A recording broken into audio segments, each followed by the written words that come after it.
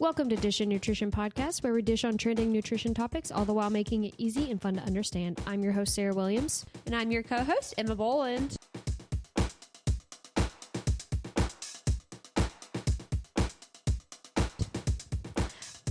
Emma's back. Yay. Are we so excited? I need to do some housekeeping very quick. In my last episode, I said the RD exam was 2.5 hours. Someone reached out to me in my messages and said the RD exam is now 3 hours. Lovely. So if you are in the season of taking that, you get an extra 30 minutes to kill it. So you're going to do great. But today we are going to be tackling a hot topic in the wellness world. It's kind of an old topic now. I don't see it as much anymore, but I did want to obviously have a spot on the feed, as I always say.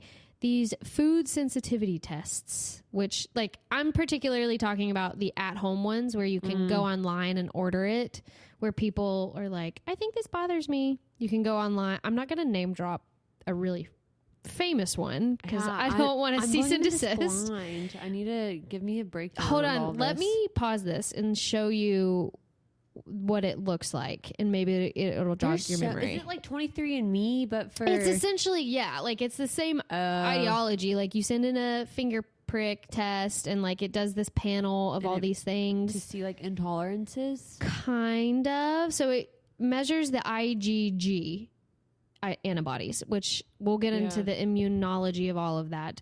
But they are like pretty problematic in the nutrition world. Let me show you what they look like. We just paused it and I showed her it. Interesting website. If you just look it up on Google, it's the first one. Yeah, basically. They pay for a lot of sponsorship to have that first spot on Google. Okay, SEO. But yeah, we all know which one I'm talking about. You really hadn't seen these? Really? But I think it maybe it's just my pops niche. up on, like that's just your industry. I've also... My bad. No, not in a bad way. Like no, that's just, you see all of that wellness, health. Anyway. Interesting, because these are not scientifically backed at all. No? No. They don't submit them to like labs? So they do, but it's just objective numbers, and... I guess we'll get into that. Yeah, we'll get into all of that and why they're like not the best. Why you need to just go to an allergist or an immunologist. Oh yeah, I went to an allergist when I did mine. Okay, yeah. So when I was telling Emma, I did 2 of them. You did 2 of them? I did the one where they stick you in the back. Oh yeah, you worked with like a legitimate doctor, and yeah. But that one wasn't for my digestive test. Was that like environmental and stuff? Dust. Oh yeah. Termites. Are you allergic to lots of everything? Stuff? Yeah. No, literally, it was like 28 out of like 40. Oh gosh. I guess that's not everything. That's like almost half. I mean, that's 50%. Higher than 50%. Grass. That's unfortunate. I'm sure roaches. Living in... I'm allergic to roaches. Are you really? I don't know. I'm just saying I hate them. You probably are. I'm just saying. Most people are. Anyways. Like cockroaches?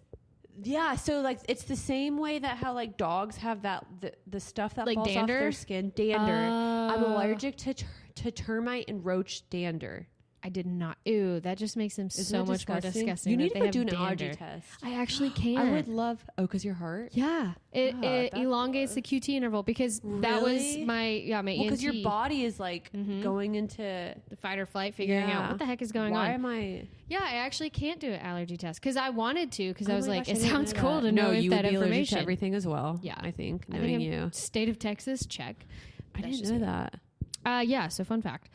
So they're targeted as a way to identify which foods might be causing digestive issues, fatigue, or the, pop culture word inflammation, but do they actually work? We're going to go over the difference between food allergies, intolerances, and sensitivities, how they work, what they actually measure, and why they aren't the most reliable, and what you should actually do instead of ordering them online. Sorry, you should order them off eBay. Even more. You should order them off Shein. Yeah, or Temu. Literally Temu. They're doing a sale. Temu. Who wants to get their cortisol checked? All right. So first we need to understand the difference between allergies, intolerances, and sensitivities and kind of go over key terms.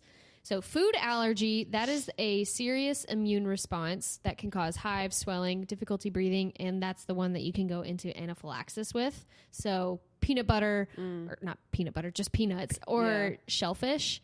And that is diagnosed with a skin prick test or blood test measuring your IgE antibodies. So we're going to talk about IgE and IgG antibodies. a little bit today. And then food intolerance, that's a digestive issue, not an immune reaction. So that's sometimes and mostly caused by enzyme deficiencies like lactose intolerance. You don't have lactase in your belly to be able to digest lactose, and that's usually what causes all that upset stomach and things like that. And then usually diagnosed by elimination diets, or you can actually do a breath test for lactose and fructose intolerance. And fructose, yeah. The sugar that's... Sugar? Yeah. Yeah. I didn't know that was a thing. That'd be some people have literal, God bless you. It's in a lot of things. Is 50% of my diet. I would dare to wager it's 75% of mine. Corn syrup, dude. Yeah. I will eat that. I'd eat it off a spoon. Yeah.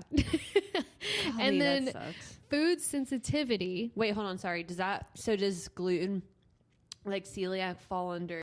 Celiac is like an immunological disorder. Okay, gotcha. Or an autoimmune disorder, excuse me. But gluten intolerant, that is going to fall under intolerance. Okay, gotcha. Where it's like you can have it, but it just is upsetting. Like you can't process. You get IBS after. Yeah. Yes. So, and then food sensitivity, that is where the ambiguity of the wording falls here. It's less defined and it's harder to diagnose because like what does sensitivity mean?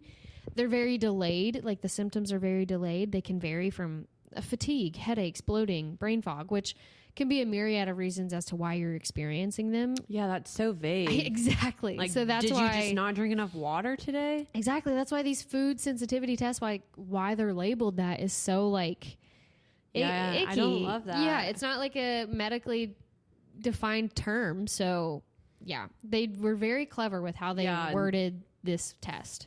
So this brings us to food sensitivity tests, which claim to pinpoint these hidden food reactions, but how do they work? So we're going to go into how the tests work and what they measure. So most at-home food sensitivity tests, I almost said the name. I'm not going to. They use IgG antibody testing. I just don't want one wrong person to hear this and be like, hey, LOL, actually...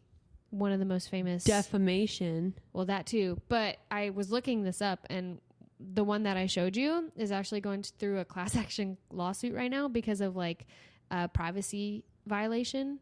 They like leaked data, gave it to people. Yeah, and like there's like sexual health. You can do digestive hormones. Are you serious? Yeah, so it's very that's icky. concerning. I didn't love that when I was looking it up, but like that's not aside a food that's just like but that's still concerning. That's a corporate issue. The fact that you can buy data from a company like that should be not allowed. Class action lawsuit. Yeah, clearly. Yeah, you can actually, if you order them within a certain date, it's fairly recent too. You can apply for compensation, I believe. So what does IgG antibody testing, what does it mean? Okay, so IgG versus IgE. We're going to dive into immunology, and this is coming from a dietitian, so this is going to be very baseline. Go see an immunologist if you have more questions, obviously. I would love to get an immunologist on this. That's a tricky word. That'd be cool. Yeah, to get it to answer some questions.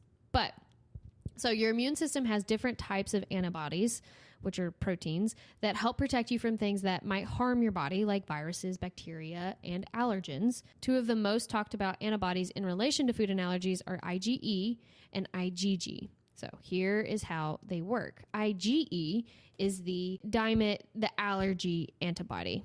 When your body sees an allergen, like peanuts or shellfish, it mistakenly thinks it's dangerous, and it produces this IgE antibody. These attach to special immune cells, which are called mast cells and basophils, and they trigger the release of histamine, causing itching, swelling, hives, and even that anaphylaxis in very severe cases. So IgE body... So it tries to attack. Yeah, so it's attacking because it thinks it's a bad thing, which it's not. It's just I think it's like a code thing. Mm-hmm. Again, don't quote me on that, but I do believe that's how that happened. IgE body antibodies trigger immediate allergic reaction. So you're going to know if you're allergic to it or not, because it's pretty severe if not. And then IgG, that's your memory antibody. It's the most common antibody in your blood and is responsible for long-term immunity in fighting infections. So it remembers. So after an infection, like the flu, or when you get a vaccine, your body makes IgG antibodies that remember this virus and bacteria. And if you're exposed again, it can help your immune system fight it off because it knows what it is and it knows how to take this bad guy down, right? Mm-hmm. And your body also makes this in response to foods that you eat pretty regularly because it's exposed in your blood system. This is not a sign of an allergy. It just means your body recognizes it just, oh, hey, like you ate eggs a lot. Like I know what eggs are. So high IgG levels to a food don't mean like you're sensitive to it. It just means you've eaten it before. Yeah. It's just been exposed. Your body's familiar. Yeah. Cool. So IgG is not a proven marker of food intolerance. It literally just shows a past exposure. Mm-hmm. That's all it is. So if a food sensitivity test measures IgG, which most of them do, it's not telling you if a food is harmful. It's just showing you what your body in your body. Yeah. Very unreliable data. Crazy. Yeah. So are they? I'm sure we're gonna get into this, but are a lot of the tests they're basing it off of IgG? Yeah. That's crazy. They're mostly IgG, which is just insane that they were able to market it. I mean, good on the dude who thought of it and was like, oh, this is an easy way to make money. I can appreciate game recognizes game, but also horribly not scientifically ethical. backed. Yeah. Why they're not reliable. So one, false positives. So since IgG shows up through past food exposures, you might be told to eliminate like perfectly fine, healthy foods that aren't causing any problems. So like, if you are someone who likes eggs and you get this... I've heard that people can have it. Yeah. Like, are you talking about from the food sensitivity test? Yeah. Yeah. They'll eat eggs a lot and then they get this test. Yeah. And then it's like, oh, well, I had a high reaction to eggs, so I'm going to cut them out. Eggs are a very nutritious option for food. And I would love to see the science on that. I want to do it just because... Yeah, it's funny. I bet... peanut butter, like all the things I eat all the time are probably going to show up obviously the most on this test. And you can also get false negatives. So you could miss a real food intolerance like lactose intolerance because that test doesn't measure enzyme deficiencies. It's only measuring those IgG antibodies, which is... So that's what the test is based on? IgGs? Yeah. That's it? That's it. Yep. What? That makes no sense. After learning what an IgG is, that literally does not... calculate to make any exactly knowledge. That's why it's so frustrating when people come to me. What? Why I'm talking about this because this is I'm not saying it's out of my scope of work, but I am the like immunology of it as a dietitian. It's definitely not within my scope, but I do talk about this because a lot of people talk about me. People probably come to you and they're like, I can't eat this, and you're like, why? Because some online $300 test told you couldn't. Like exactly. So that's why I want to talk about it because I'm getting a lot of messages and they're saying like, oh, well, I did this sensitivity test and it's saying I can't have this, this, and this. And it's restricting them to a very small amount of things that they can eat, therefore causing nutrient deficiencies and honestly a disordered relationship with food because they're that can't. Constantly probably thinking about like, well, I can't eat that. Exactly. So... that's why I kind of want to talk about it because it's really annoying. That is not people coming to me, but like the fact that this thing has like taken over some portion of the nutrition industry and telling people what they can and cannot when it's not even scientifically backed nor like advocated for. And like you just touched on it, expensive. At-home tests can cost hundreds of dollars. The most common one is $2.99. That's insane. I don't know someone like in this day of age, 2025, 30 units of Botox, baby. I don't know who has $300 just laying around. No. Yeah, for just to like for a throw random in the internet. test. And then the placebo effect and fear-based restrictions. Many people eliminate dozens of foods unnecessarily, leading to nutrient deficiencies and poor relationship with food, which I just talked on. I obviously hate when people have a poor relationship with food, and being told what you can and cannot, not based on science, just does not sit well with me. None of that makes sense. Yeah. It's actually, I'm sitting here perplexed. Yeah. Like, I cannot believe people actually buy into, like, marketing schemes like this. This kind of honestly reminds me of MLMs. Kind of very similar. I mean, like just prying on people who... But I will say I do understand. If you are... Oh, not to the consumer. I'm just... If you are in a bad place and you just want answers, I get that. I'm just talking about from like the business side of it. Oh, yeah. Well, knowing that it's just crazy that people... I mean, there's some people that are like, well, I actually do. And like, cool, that may have just been a coincidence. Like, you got lucky. Yeah, you got lucky that your blood work came back pretty synonymous with like your symptoms and stuff. But I don't know. It doesn't sit well with me that they're just so readily available to anyone just to be like, yeah, you definitely are allergic to egg. I just keep going back to eggs. But like, you know what I mean? Like, yeah, you definitely have a sensitivity to this. And that's literally not what IgG antibodies do. So what can you do instead of buying these food sensitivity tests? Because like I said, I get it. If you're frustrated and you can't, I do understand that allergists, 100%. Immunologists, that word is so tricky for me to say. They probably have really long wait lists because it's such a niche. Probably expensive. Yeah. And who knows if it's covered by your insurance. So I do understand the desperation if you are experiencing a lot of uncomfortable symptoms with your food and you have no idea what to do. So I definitely I sit with you on that and I understand. 100%. But I hate the doctors, guys. So don't worry. Like Emma I get will it. Never go to the doctor. I probably would have ordered one of these tests too if I hadn't already done it. I can't believe you haven't heard of these. Really? I don't know why that hasn't. I mean, at-home tests pop up, but it hasn't ever been food sensitivity. It's been like sexual, hormone health, which like, still falls under the same umbrella. Yeah, it does, because the company that I'm mostly like referring to, they do have like different sectors of all that also stuff. Interesting. I don't know. I said this about the GLP ones about like how readily available it is to come to the consumer when they just want it at the click of a button. But I do understand hesitancy of people going to the doctor and accessibility of going to the doctor because health insurance is hella expensive. Like, so I do understand why people do it. I just don't like it. But anyway, things that you can do. If it's something that's not detrimental to your health, obviously you're not experiencing anaphylaxis, which I'm pretty sure you would know. You can keep a food journal and symptom journal. Yeah, I do that. Yeah, so you track what you eat, and it needs to not just be like for a week. It needs to be at least for 3 to 4 weeks, and then you'll look for patterns, and you do this consistently, and you can see kind of where certain symptoms show up. It's annoying, but it is. If you hate the doctors, it's kind of tedious. Better. Yeah, it is. It's very tedious work because like even just the tiniest bit of things that go into your mouth and you are digesting, that needs to go into the food journal. And then there's also the aspect of hyper focusing on foods, and then what does that turn into? Yeah, you know what I mean? I wrote in my food journal, pancakes made me feel sick. Did you say what type of pancakes? Like boxed buttermilk. Okay. How much? What do you mean? No, I didn't write all that down. So when you do a food journal, it has to be very specific. I'm not saying you're doing it wrong. And then I wrote, good job. Goldfish made my stomach hurt. No, literally. I appreciate that you're actually doing a food journal. But yeah. I mean, I don't do it consistently, but yeah. Anytime something hurts my stomach, I write it down. So it is important to be very thorough, and that's true. Servings, serving size. What else you served it with? Well, obviously. No wonder the pancakes made your stomach hurt. You ate 12. That is important to know. Kidding. No, I actually didn't. Anyways, continue. I could probably down 12 pancakes. Oh God, one pancake and I'm done.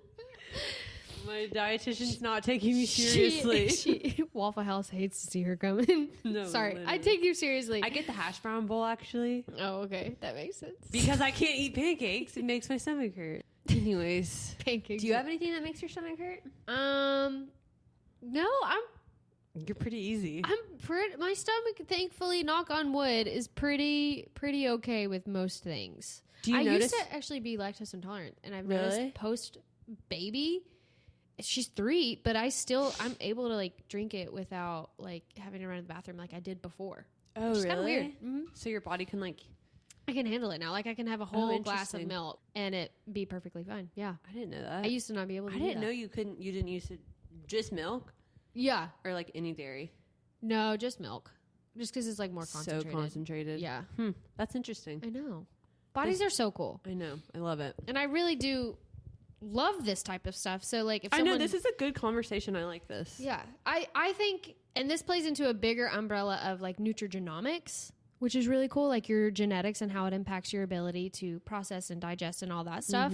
I think that is the most neat conversation ever. That is cool. And there's still so much research to be done in that field as well. The next thing that you can do is, have you ever done an elimination diet?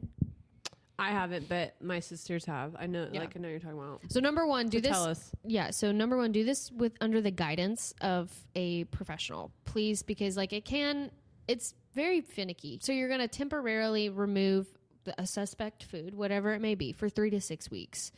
Preferably the longer haul, so you can have like a full elimination of it within, and then reintroduce it one at a time, and then monitor your symptoms. I know that sounds pretty simple to do, but to be able to pinpoint different symptoms and pinpoint different things, you need it under the guidance of a registered dietitian, doctor, allergist, whatever it may be. So that is something. It is, I don't want to say administering it, but when I did outpatient counseling, we did talk about elimination diet some, and it is like pretty annoying because if it's something that's in everything, like fructose or something like that, it is definitely, it makes your life hard. Oh yeah, that's why I didn't do it. My 2 sisters did it, but I was in high school. So what'd they eliminate? Do you remember? Abby eliminated, her list was long. Oh, yeah. See, yeah, like it can Abby's be multiple things, and that sucks. If it's Reese's one thing, was easy. Reese's was weird. It was like bananas irritated her stomach, and she like was able to determine after the elimination diet that for some reason her body like just didn't like digest bananas really well. Huh. I know. I found that interesting. That is really interesting. But yeah, so like if you have a long list, a laundry list, have you? No, I actually haven't. I haven't really needed to do an elimination diet. I could pretty much pinpoint that it was lactose. I am curious your thoughts. This is another sidebar just over here with my ADD. Like, have you ever not cut out gluten, but eliminated the saturation of gluten in your diet and then... No, I haven't. I have noticed a difference. Like when I don't do as much gluten, I don't feel as bloated. No, I've never experienced any discomfort with gluten. That's nice. Personally. I will say in like really severe cases, you could be perfectly fine with gluten and then experience something like norovirus where it completely just wipes out like your gut bacteria, and then you reintroduce gluten. That can have negative impacts, and you can have created an intolerance. You didn't create it, obviously. The norovirus did. But that situation, wiping out that gut bacteria that digests gluten, can create an intolerance. So if you go an elongated time, like these people who, I don't want to categorize people, but like, you know, California where they're like, I'm gluten-free for like whatever reason. And then they go like, oh, well, I actually can have gluten, and they reintroduce it, and they've gone so long without it. Your body, not used to it. Yeah, you didn't need to use those digestive enzymes anymore, so they don't have them anymore. So therefore, you did create that intolerance, which you can reintroduce very slowly. But there are people that can create, intolerances like that. Interesting. But no, I've never actually cut out gluten. I should try an elimination diet for pancakes. And then lastly, before you run to online and you want to see what foods are bothering you or environmental, you can work with an allergist. It is understandably frustrating while you're looking for ways, especially natural, non-medicinal ways, to feel better. But patients need to know if the advice they're following is based on tests that have been proven. So if you're doing the food sensitivity test, they're not scientifically backed, so therefore kind of null and void, right? So before someone severely alters their lifestyle and diet, they should have some comfort in knowing that they are doing so based on proper advice.